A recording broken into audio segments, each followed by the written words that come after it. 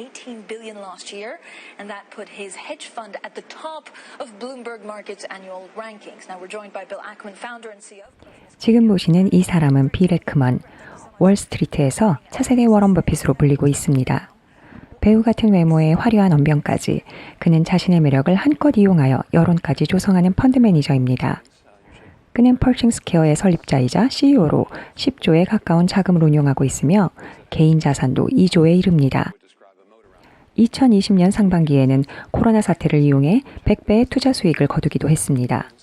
행동주의 투자자를 표방하며 제약회사 CEO와 결탁하여 그가 벌인 일은 미국 전체를 뒤흔들었는데요. 결국 역관광을 당하며 엄청난 손실을 입었지만 미국의 제약업계도 아직 이 일로 인한 후유증을 앓고 있습니다. 그리고 이 사건을 모방한 다른 펀드 매니저가 등장하는데 규모는 작았지만 더 크게 이슈화되어 전 세계인이 공분하게 되었습니다. 미국인들이 가장 증오하는 인물 1위, 바로 마틴 슈크렐리입니다. 1983년생인 그는 뉴욕 출신으로 헤지펀드 매니저로 일하다가 튜링이라는 제약회사를 창립합니다. 2015년 9월 마틴 슈크렐리는 튜링을 통해 에이즈 치료제인 다라프림의 제조에 대한 라이센스를 획득합니다. 그리고 그는 다라프림의 가격을 $13에서 $750로 56배 인상했습니다. 인간의 목숨을 담보로 불을 착취하는 그의 이러한 만행은 미국에서뿐만 아니라 전 세계적으로 엄청난 비난을 받았고 의회 청문회에까지 불려갔지만 그는 묵비권을 행사했고 반성은커녕 의원들을 조롱하는 듯한 태도를 보였습니다. 그리고 이 사건에 대한 아무런 불법 행위가 발견되지 않아 그는 막대한 불을 거머쥡니다.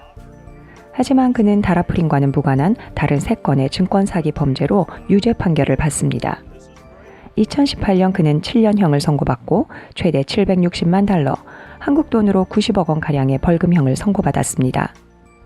마틴은 이 벌금을 지불할 능력이 됐을까요? 2017년 6월 로이터 통신은 마틴 슈크렐리가 2015년 체포된 후에 $7천만 순자산을 보고했고 그의 변호사는 슈크렐리가 여전히 $5천만 정도의 튜링 제약회사 지분을 소유하고 있다고 보고했습니다. 한국 돈으로 600억 원에 이릅니다. 이렇게 악당 짓을 하는 마틴 슈크렐리도 언론에서 자신의 행동을 항변했는데요. 다른 제약회사들이 이미 자신이 하는 방식을 해오고 있다는 것이었습니다. 바로 제약회사 밸리언트의 CEO 마이크 피어슨과 유명 헤지펀드 매니저 빌 에크먼을 두고 하는 말이었습니다. 제약회사 밸리언트는 제약산업에서 상대적으로 미미한 기업이었습니다. 하지만 2008년에 마이크 피어슨을 CEO로 선임하면서 밸리언트는 완전히 다른 회사가 됩니다. 마이크 피어슨, 1959년생인 그는 캐나다인으로 2007년 밸리언트의 컨설턴트로 일했고 2008년에는 CEO로 영입되었습니다. 2010년에 캐나다 제약회사인 바이오베일과 합병하면서 이름은 밸리언트를 유지하지만 본사를 캐나다로 옮겨 세금 지출을 5% 줄이는 성과를 거둡니다. 이것은 시작에 불과했는데요. 대부분의 제약회사는 수입의 18%를 신약 연구 개발에 사용합니다. 하지만 마이크 피어스는 밸리언트의 연구개발 비용을 수익의 3%로 줄였는데요. 제약회사지만 신약 개발에는 전혀 뜻이 없었고 기업 인수 합병에만 몰두했습니다. 그의 전략은 이러했습니다. 이미 전문 처방약에 대한 특허를 보유한 소규모 제약회사를 인수하거나 합병하는 것이었습니다.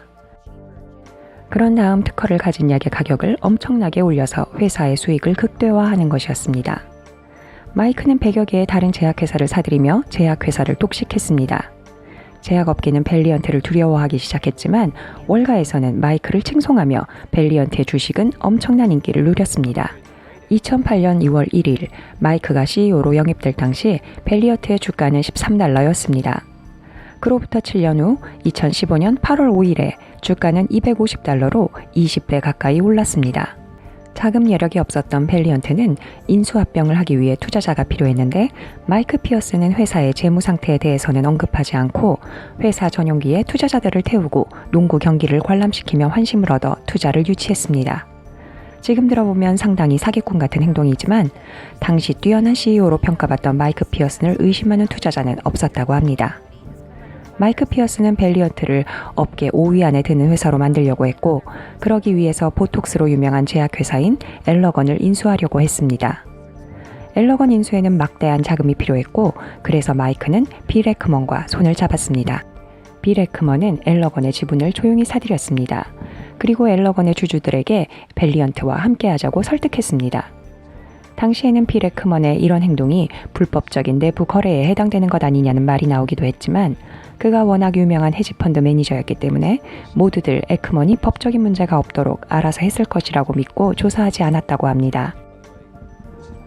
엘러건은 밸리언트의 인수작전을 통렬하게 비판하고 나섰는데요. 상당히 인기 있는 기업이었던 엘러건과 문제가 생기자 월가와 여론에서 밸리언트에 대한 의문과 비호감을 표하기 시작했습니다. 그리고 액타비스라는 회사가 엘러건을 밸리언트가 제시한 가격보다 훨씬 비싼 가격에 인수하면서 밸리언트는 궁지에 몰리게 됩니다. 그리고 그동안 월가의 칭송에 묻혀 있었던 밸리언트의 악마적인 행태들이 고발되기 시작했습니다.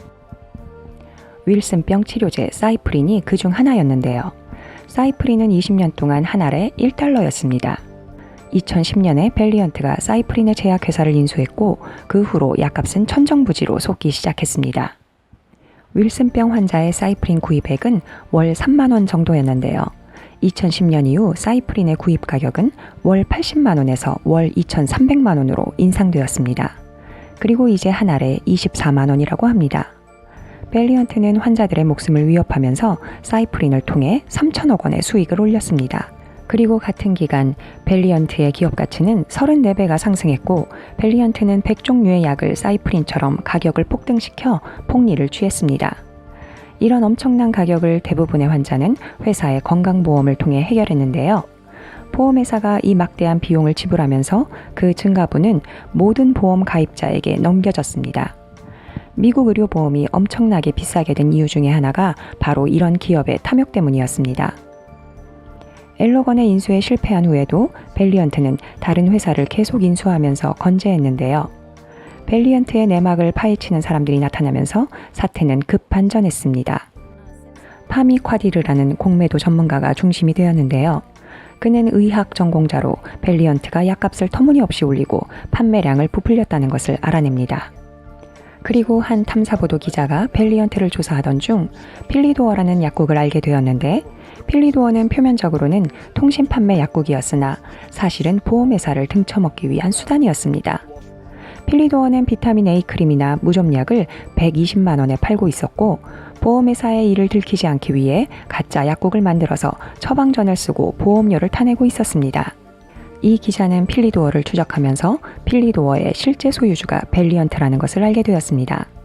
그리고 2015년에 밸리언트의 자문 변호사가 필리도어로 청구서를 보내면서 이들의 관계가 확인되었습니다. 파미는 밸리언트에 대한 분석 자료를 다른 공매자들에게 넘기고 2015년 6월에 밸리언트 공매도를 시작했습니다. 2016년 대선을 앞두고 유세를 하던 힐러리에게 밸리언트의 폭리에 대한 투고가 전해지면서 힐러리가 이를 선거에 이용, 밸리언트의 악행을 멈추겠다고 공표하면서 밸리언트는 최고의 위기를 맞게 되었습니다.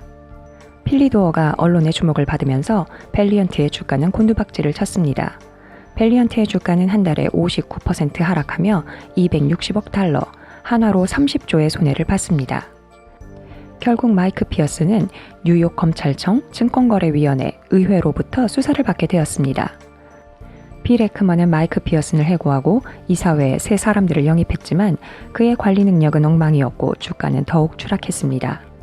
빌 에크먼은 의회 청문회에서 약값을 내리겠다고 했지만 내리지 않았습니다. 약값을 내리면 채무를 갚을 수 없기 때문에 그들은 여전히 가격을 유지하며 폭리를 취하고 있습니다. 의회는 밸리언트가 불법 행위를 한다는 어떤 증거도 찾아내지 못했다고 합니다. 마이크 피어스는 밸리언트에 $3,200만 소송을 걸었고 빌 에크먼은 밸리언트의 주식을 다 매각하고 $40억, 약 5조 상당의 손실을 입었습니다. 밸리언트의 주가는 주당 $8까지 떨어졌습니다. 최고치에서 97%가 하락한 것입니다. 더 자세한 내용은 넷플릭스 다큐 시리즈 검은 돈 드럭숏 에피소드에서 보실 수 있습니다. 재밌게 보셨다면 구독, 좋아요, 알람 설정 부탁드려요.